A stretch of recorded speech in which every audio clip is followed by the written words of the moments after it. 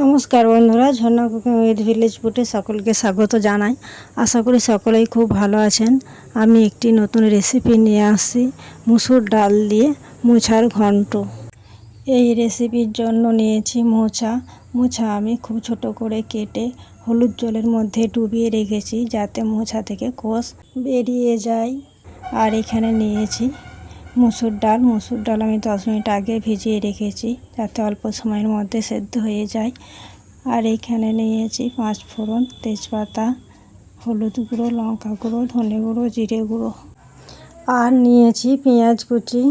ডাল সিদ্ধ করার জন্য আমি উনুনে কড়া বসিয়ে দিয়েছি। কড়াই দিয়েছি জল গরম হয়ে গেছে। এরপর ভিজিয়ে রাখা ডাল এই জলের মধ্যে তুলে দেব।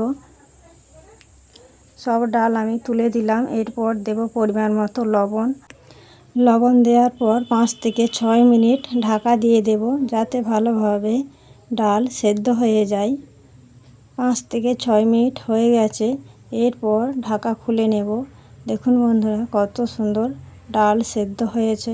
এরপর সেদ্ধ ডাল আমি এই পাত্রের মধ্যে ঢেলে নেব।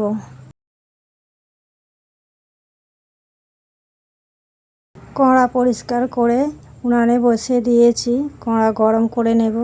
কড়া গরম হয়ে গেছে। কড়াতে দেব পরিমাণ মতো সরষের তেল গরম করে নেব। তেল গরম হয়ে গেছে।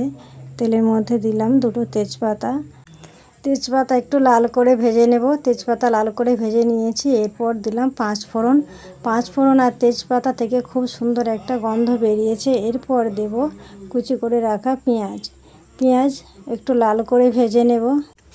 পেঁয়াজ লাল করে ভেজে নিয়েছি। এরপর দেব ধুয়ে রাখা মোচা ভালোভাবে আমি পেঁয়াজের সাথে নাড়াচাড়া করে ভেজে নেব।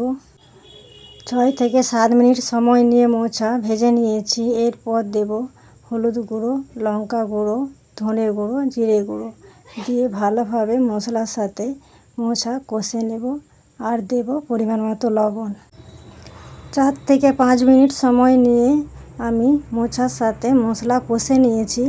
আর মশলার কাঁচা গন্ধ চলে গেছে। এরপর দেব সিদ্ধ করে রাখা ডাল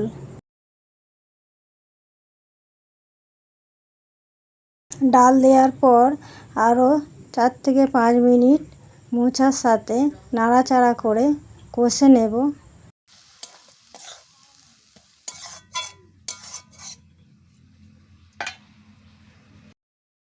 4 থেকে 5 মিনিট সময় নিয়ে কষে নিয়েছি।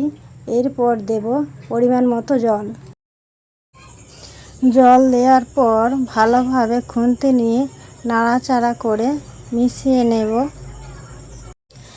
এরপর 7 থেকে 8 মিনিট ফুটিয়ে নিলেই আমার রান্না হয়ে যাবে। 7 থেকে 8 মিনিট ফুটিয়ে নিয়েছি। এরপর এই পাত্রের মধ্যে ঢেলে নেব।